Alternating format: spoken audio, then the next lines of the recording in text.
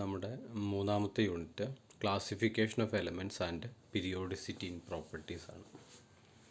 അപ്പോൾ ഈ ചാപ്റ്ററിൽ നമ്മൾ പീരിയോഡിക് ടേബിളിൻ്റെ ഒരു ഹിസ്റ്റോറിക്കൽ ഡെവലപ്മെൻറ്റ്, എങ്ങനെയാണ് ഇന്ന് കാണുന്ന പീരിയോഡിക് ടേബിളിലേക്ക് നമ്മൾ എത്തി എന്നുള്ളതിൻ്റെ ഒരു ചരിത്രവും,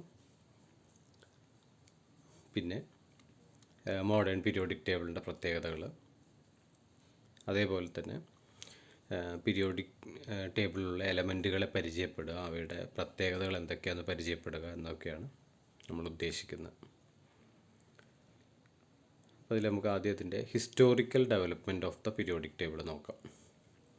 അപ്പോൾ നമുക്ക് പ്രധാനമായിട്ടും മോഡേൺ പീരിയോഡിക് ടേബിളിന് മുമ്പുള്ള 3 പീരിയോഡിക് ടേബിളാണ് നമുക്ക് ഡിസ്കസ് ചെയ്യാനുള്ളത്. അതിലൊന്ന് ഡൊബേറൈനറുടെ പീരിയോഡിക് ടേബിളാണ്. ഡൊബേറൈനർ എന്നുള്ള ശാസ്ത്രജ്ഞൻ എലമെൻറ്റുകളെ 3 എണ്ണത്തിൻ്റെ ഒരു സെറ്റാക്കി തിരിക്കുകയാണ് അദ്ദേഹം ചെയ്തത്. അപ്പം അതിൽ ലിഥിയം, സോഡിയം, പൊട്ടാസ്യം അങ്ങനെ ഒരേ പ്രത്യേകതകൾ വരുന്ന എലമെൻറ്റുകളെ ഒരു ഗ്രൂപ്പാക്കി തിരിച്ചു. ഇപ്പോൾ ത്രികങ്ങൾ അഥവാ ട്രയാഡുകൾ എന്ന് നമുക്കതിനെ വിളിക്കാം.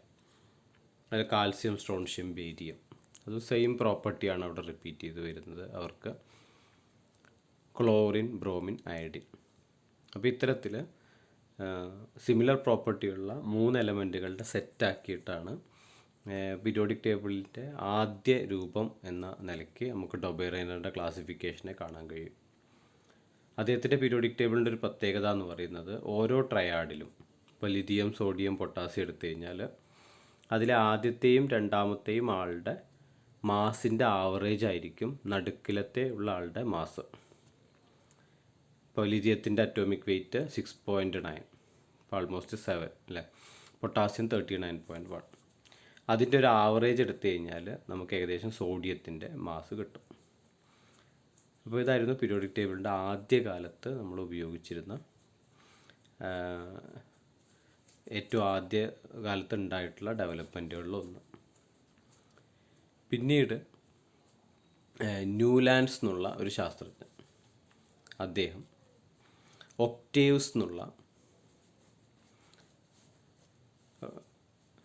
ഒരു periodic table, law of octaves എന്നാണ് അദ്ദേഹത്തിൻ്റെ ലോയെ നമ്മൾ വിളിക്കുക. അദ്ദേഹം എലമെൻറ്റുകളെ 7 എണ്ണമുള്ള സെറ്റാക്കി തിരിച്ചു. ഇപ്പോൾ hydrogen, lithium, beryllium, boron, carbon, nitrogen, oxygen. തുടർന്ന് വരുന്ന 8ാമത്തെ ആളെ 1ാമത്തെ ആളുടെ താഴെ ഇട്ടു, നമ്മുടെ മ്യൂസിക്കൽ നോട്ട്സ് പോലെ. ഇപ്പോൾ സരിഗമ, പദനി, പിന്നെ വീണ്ടും സാ റിപ്പീറ്റ് ചെയ്യുന്നത് പോലെ. ഇവിടെ അദ്ദേഹത്തിന് കാണാൻ കഴിഞ്ഞൊരു കാര്യം എന്ന് വെച്ച് കഴിഞ്ഞാൽ എല്ലാ 8ാമത്തെ മൂലകവും ആദ്യത്തെ ആളുടെ പ്രോപ്പർട്ടി റിപ്പീറ്റ് ചെയ്യുന്നതായിട്ട് കണ്ടു.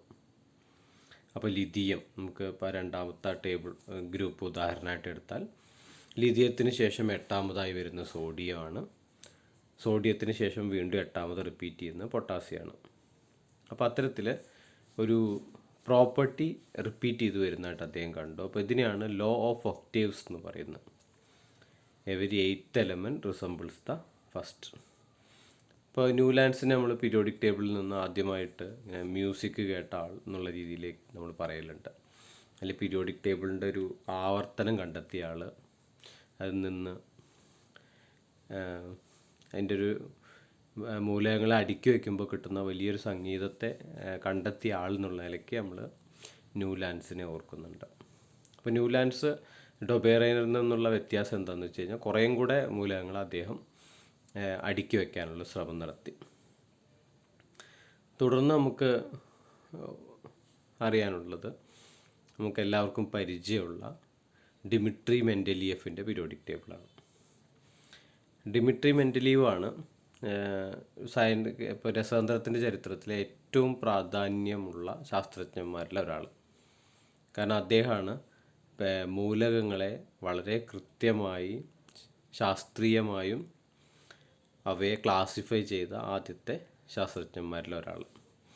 ഇപ്പോൾ ഡൊബേറൈനറിൽ നിന്നും ന്യൂലാൻഡ്സിൽ നിന്നും ഒക്കെയുള്ളൊരു വലിയൊരു തുടർച്ച തന്നെയാണ് നമ്മുടെ മെൻഡലീയേഫ് ചെയ്തത്. പക്ഷേ അദ്ദേഹം അന്ന് പരിചയമുള്ള പ്രധാനപ്പെട്ട എല്ലാ മൂലകങ്ങളെ ഉൾക്കൊള്ളിച്ച് വളരെ വിപുലമായ ഒരു പീരിയോഡിക് ടേബിൾ കൺസ്ട്രക്റ്റ് ചെയ്യുകയാണ് ചെയ്തത്. അപ്പോൾ ഇതാണ് മെൻഡലിയേഫിൻ്റെ പീരിയോഡിക് ടേബിൾ. അപ്പോൾ അതിൽ പല ഗ്രൂപ്പുകളായിട്ട് എലമെൻറ്റുകൾ തിരിച്ചിട്ടുണ്ട്. അദ്ദേഹം മാസിൻ്റെ ഇൻക്രീസിങ് ഓർഡറിലാണ് ഈ പീരിയോഡിക് ടേബിൾ കൺസ്ട്രക്റ്റ് ചെയ്തിരിക്കുന്നത്. മാസ് കൂടി വരുന്ന ക്രമത്തിലാണ് അദ്ദേഹത്തിൻ്റെ പീരിയോഡിക് ടേബിളുള്ളത്. അപ്പോൾ ഒരേ പ്രോപ്പർട്ടി വരുന്ന ആൾക്കാരെ ഗ്രൂപ്പ് എന്ന് അദ്ദേഹം തിരിച്ചിട്ടുണ്ടായിരുന്നു. അദ്ദേഹം കുറേ എലമെൻറ്റുകളുടെ മാസ് കറക്റ്റ് ചെയ്തിട്ടുണ്ടായിരുന്നു. അദ്ദേഹം ചില എലമെൻറ്റുകളെ പ്രെഡിക്റ്റ് ചെയ്തിരുന്നു.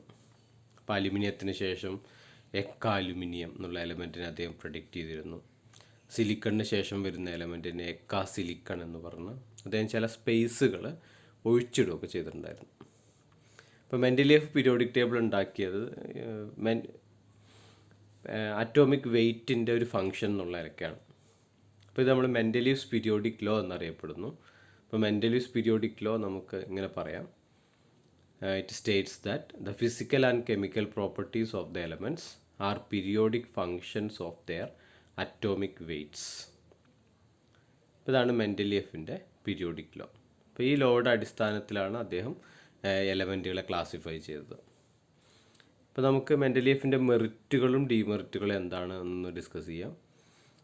മെൻഡലിയേഫ് പീരിയോഡിക് ടേബിളിൻ്റെ പ്രധാന മെറിറ്റ് എന്ന് പറയുന്നത് it was the first comprehensive classification of elements. എലമെൻറ്റുകളുടെ ക്ലാസിഫിക്കേഷനിലെ ഏറ്റവും പ്രധാനപ്പെട്ട ശാസ്ത്രീയമായതും കോംപ്രിഹെൻസീവ് ആയതുമായിട്ടുള്ള ക്ലാസിഫിക്കേഷനായിരുന്നു മെൻഡലിയേഫിൻ്റേത്.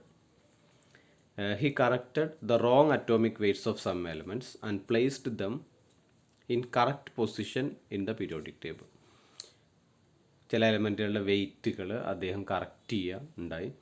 അപ്പോൾ അത് അദ്ദേഹത്തിൻ്റെ മെറിറ്റായിട്ട് നമുക്ക് പറയാം.